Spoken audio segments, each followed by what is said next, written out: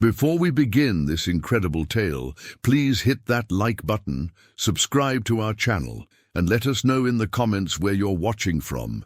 Your support helps us bring you more amazing Viking stories. The northern winds howled across the frost-covered mountains of ancient Scandinavia, carrying with them whispers of a legend that would echo through generations. In the village of Stormhaven, nestled between towering peaks and the restless sea, the people celebrated their greatest victory. 20 winters had passed since their warriors had faced the most terrifying creature their land had ever known, a giant whose shadow could eclipse the sun and whose footsteps shook the earth itself. The great hall buzzed with storytellers recounting that fateful day when their ancestors had stood united against the monstrous being.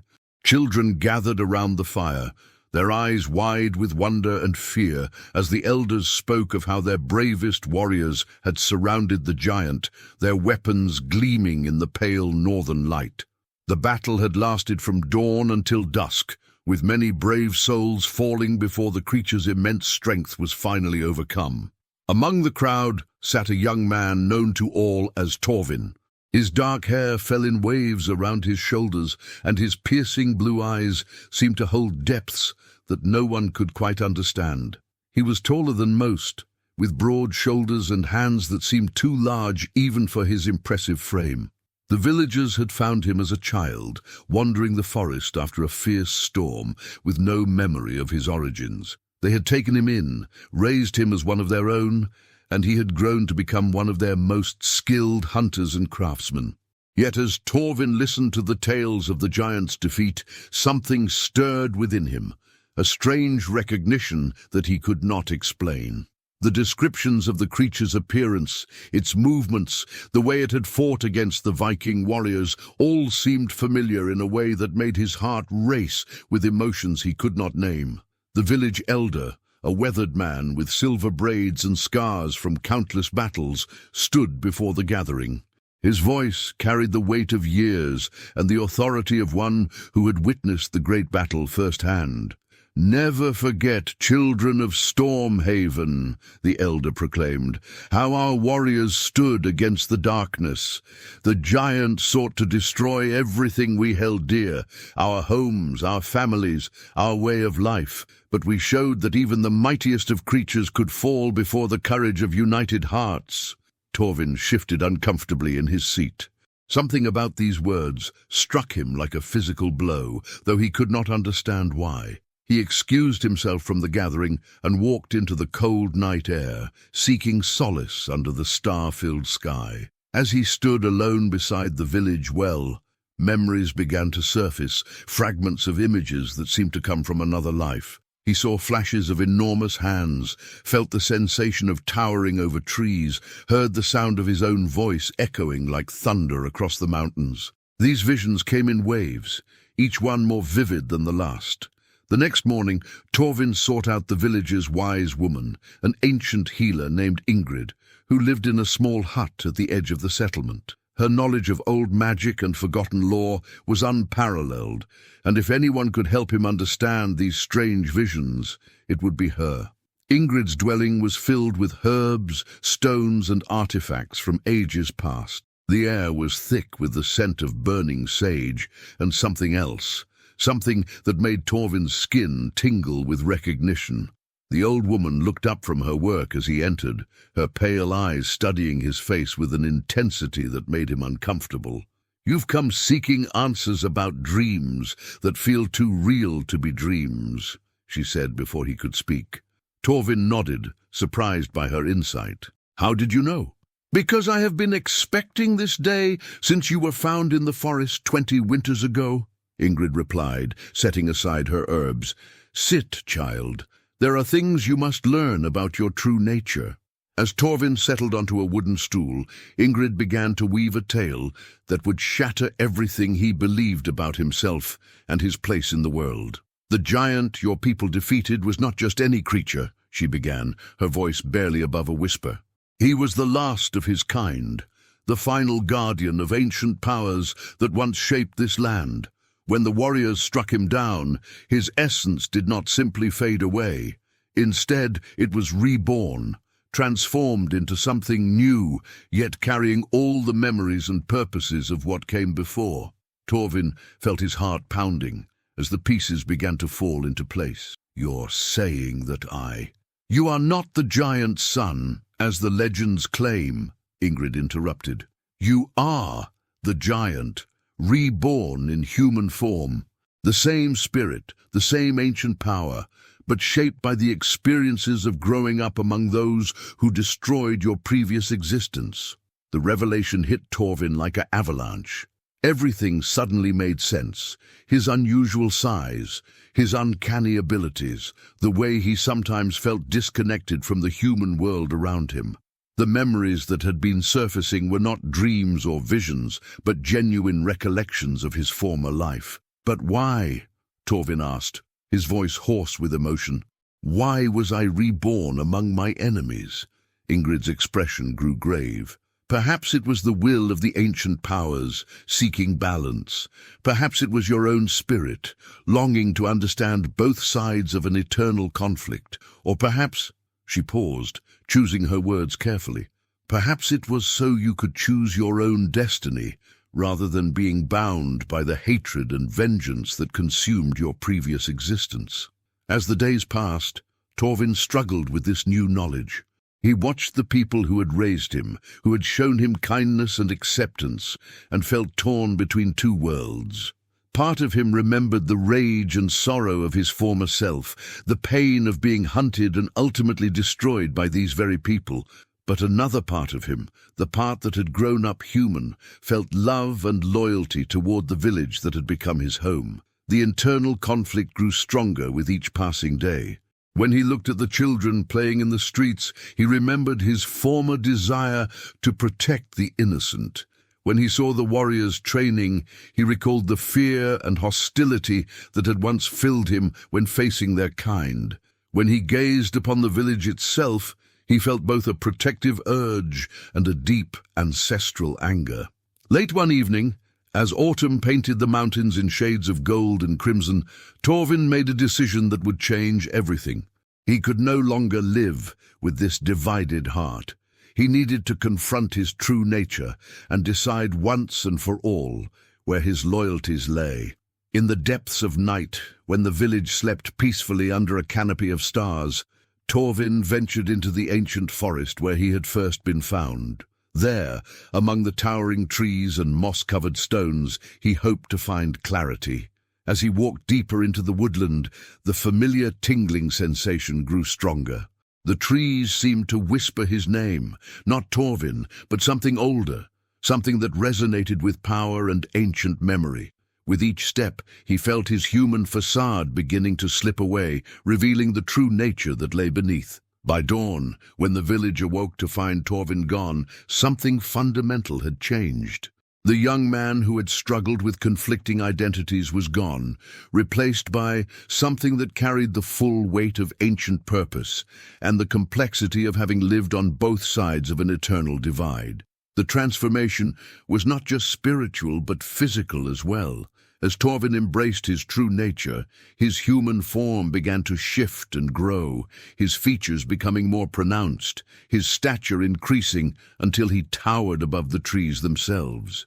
But unlike his previous incarnation, this form was tempered by human wisdom and the experiences of having known both love and loss from a mortal perspective. Standing at the edge of the forest, gazing down at the village that had been his home, Torvin, or the being he had become, faced the most crucial decision of either of his existences. Would he embrace the path of vengeance that his original nature demanded, or would he forge a new destiny that honored both sides of his divided heritage? The morning mist clung to the valley as the transformed being who had once been known as Torvin contemplated the sleeping village below. His new form stood magnificent and terrible against the dawn sky, neither fully giant nor fully human, but something entirely unprecedented. The internal war between his two natures had reached a crescendo, and the time for decision had arrived. As the sun climbed higher, casting long shadows across the familiar landscape, memories continued to flood through him. He recalled every kindness the villagers had shown him during his human years, the way old Henrik had taught him to carve intricate patterns into wood, how the baker's wife had always saved him the sweetest rolls, the laughter he had shared with children who had looked up to him as a protector and friend. But alongside these warm memories came the darker recollections of his original existence.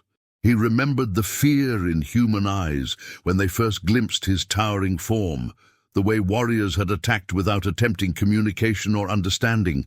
He recalled the loneliness of being the last of his kind, misunderstood and hunted by those who saw only a threat where there might have been an opportunity for peace.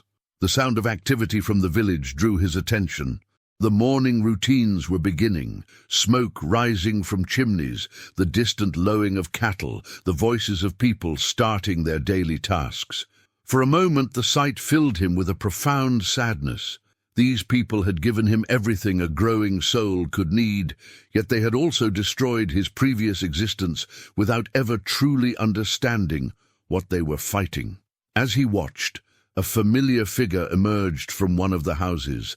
Ingrid, the wise woman who had revealed his true nature. Even from this distance, he could sense her awareness of his presence. She looked directly toward his position among the trees and nodded slowly, as if she had been expecting this moment. The gesture stirred something within him, a realization that perhaps this entire cycle had been guided by forces greater than revenge or random chance. Ingrid had known who he was from the beginning, had watched him grow and develop, had chosen the precise moment to reveal his origins. Her actions suggested a plan, a purpose that went beyond simple vengeance or protection. Driven by curiosity and a need for understanding, he began to descend toward the village, his massive form moving with surprising grace through the forest. As he approached the settlement's edge, he willed himself to appear less imposing, though he could not, and chose not to, return to his fully human appearance. The first person to spot him was a young shepherd boy who had been leading his flock to the morning pastures.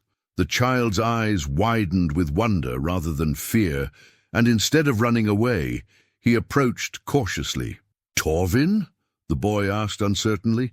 "Is that really you?" The question cut straight to the heart of his identity crisis. Was he still Torvin, the kind young man who had helped this very child learn to whittle, or was he something else entirely, the reborn giant whose people had been hunted to extinction? "I am both who I was and who I was before," he replied, his voice carrying harmonics that seemed to resonate from the earth itself. "I am the friend you knew, but I am also something much older." The boy nodded as if this explanation made perfect sense.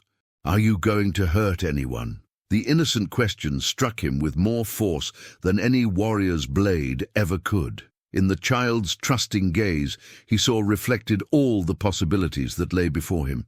He could choose the path of destruction, honoring the rage of his original existence.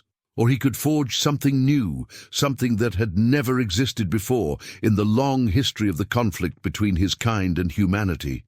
"No," he said finally, the word carrying the weight of absolute commitment. "I will not hurt anyone who does not deserve to be hurt." News of his return spread quickly through the village. Soon, people began to gather, some fearful, others curious, many uncertain how to react to this transformation of someone they had known and loved. The village elder, who had recounted the tales of giant slaying, stood among them, his weathered face showing a complex mixture of emotions. "We raised you as our own," the elder said, his voice steady despite the extraordinary circumstances. "Whatever you have become, that has not changed. But I am what you once fought against," he replied. "I am the creature your warriors destroyed 20 winters ago, given new life and new understanding. How can you accept what I am now, knowing what I represent?" The elder was quiet for a long moment, studying the being who had once been the young man they all cherished. When he finally spoke, his words carried the wisdom of someone who had seen enough of life to understand its complexities. "Perhaps we were wrong to see only an enemy where we might have found an ally," the elder admitted. "Perhaps our fear prevented us from seeking understanding. If the ancient powers have given us this second chance, should we not take it? These words triggered a profound shift in the transformed being's perspective. For the first time, he considered the possibility that his rebirth was not meant as an instrument of vengeance, but as an opportunity for healing, not just for himself, but for the ancient wound between his kind and humanity. Over the following days, he remained near the village, neither fully part of the community nor entirely separate from it. He helped with tasks that required his immense strength, moving boulders to improve the harbor, lifting fallen trees from the roads, assisting with construction projects that would have taken dozens of men to complete. But more importantly, he began to share the stories and wisdom of his original people. He spoke of the giants not as mindless destroyers, but as guardians of natural balance, protectors of ancient groves and sacred places. He described their deep connection to the earth and sky, their role as keepers of old knowledge that predated human civilization. The villagers listened with growing fascination as their understanding of the ancient conflict began to change.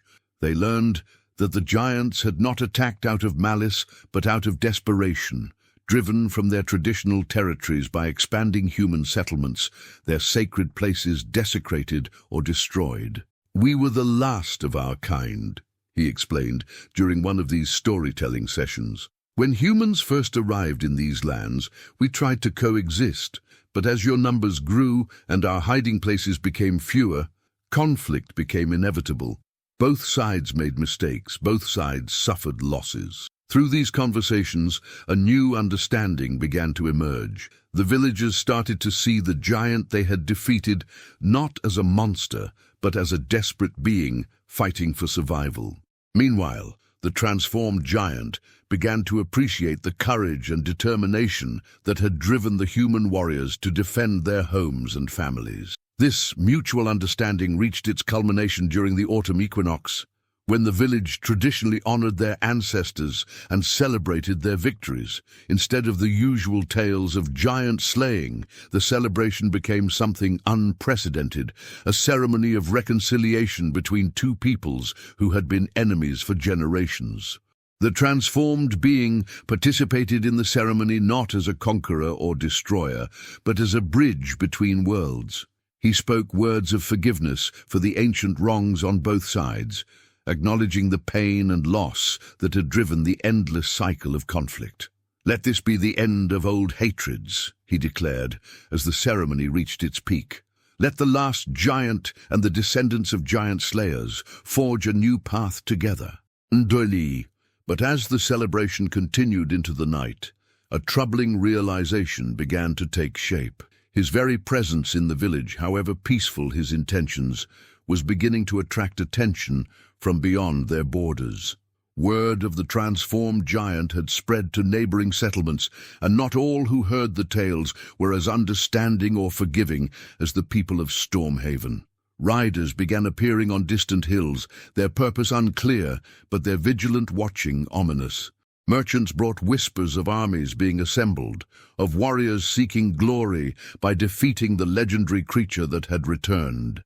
The peaceful coexistence that had begun to flourish was threatened by the fears and ambitions of those who saw only the old stories of giants as enemies to be destroyed. The transformed being faced a terrible choice. He could remain and fight to protect the village that had raised him, but doing so would inevitably bring war and suffering to innocent people.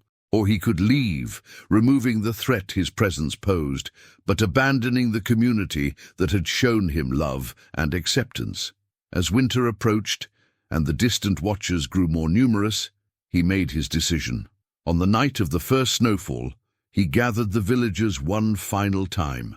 "My presence here endangers you all," he said, his voice heavy with sorrow. "Those who still see giants only as enemies will come, and they will not distinguish between the guilty and the innocent." "I must go," the villagers protested, offering to stand with him against any who would threaten their community. But he knew that such a stand would only validate the fears of their enemies and perpetuate the cycle of violence he had hoped to break. "This is not goodbye," he assured them. "It is a new beginning. The bridge between our peoples has been built. Others will come after me. Perhaps other giants reborn, perhaps humans ready to embrace a larger understanding of the world. What we have begun here will continue to grow. With these words, he began to walk away from the village, heading toward the high mountains where he could live without endangering others. But he did not go alone. In his heart and mind, he carried the love and acceptance he had received, the wisdom gained from living as both giant and human, and the hope that someday the understanding they had achieved could spread to the wider world. As he reached the edge of the village, he paused and looked back one final time. The people who had raised him stood watching, their faces reflecting sadness at his departure, but also pride in what they had accomplished together. The old conflicts had been laid to rest, replaced by something new and hopeful. The transformation was complete, not just his physical change from human to something greater, but the spiritual transformation of an entire community. They had chosen understanding over fear, forgiveness over revenge, hope over hatred. In doing so, they had proven that even the oldest and deepest conflicts could be healed when hearts were open to change.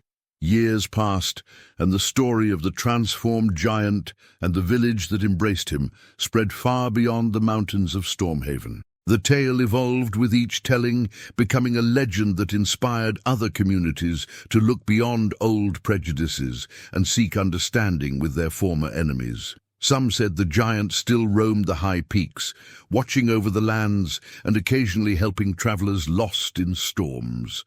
Others claimed he had founded a new community in a hidden valley where the descendants of both giants and humans lived in harmony. But all agreed on one truth: that hatred could be transformed into understanding, and that the greatest victories were won not through conquest, but through the courage to forgive and begin anew. The village of Stormhaven became a place of pilgrimage for those seeking wisdom about resolving ancient conflicts. The stories told around their fires no longer celebrated the defeat of monsters, but honored the triumph of compassion over fear. And in the great hall where the transformation had begun, a new tradition took hold. Every winter, on the longest night, they would light a great fire and tell the tale of how love proved stronger than vengeance, and how understanding bridged the gap between the most unlikely of allies. The legend of the transformed giant became a beacon of hope in a world too often divided by fear and misunderstanding, proving that even the deepest wounds could heal when met with open hearts and the courage to see beyond old hatreds.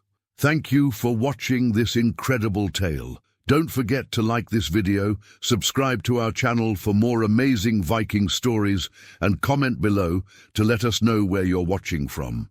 Your support helps us continue bringing these legendary tales to life.